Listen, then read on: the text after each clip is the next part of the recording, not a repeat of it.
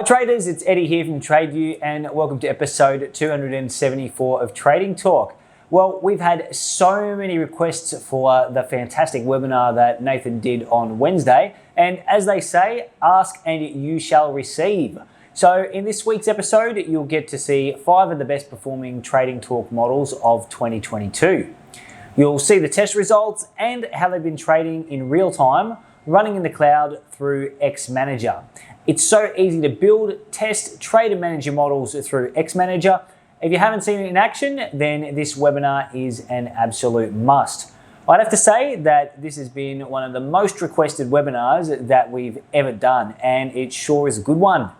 I'm not sure if we're going to have a trading talk next week because we're starting to wind down here for the year. So if not, I want to wish you all a Merry Christmas and a Happy New Year. And if you need any help with any of your algos, we will have skeleton staff available to assist you over the holiday period.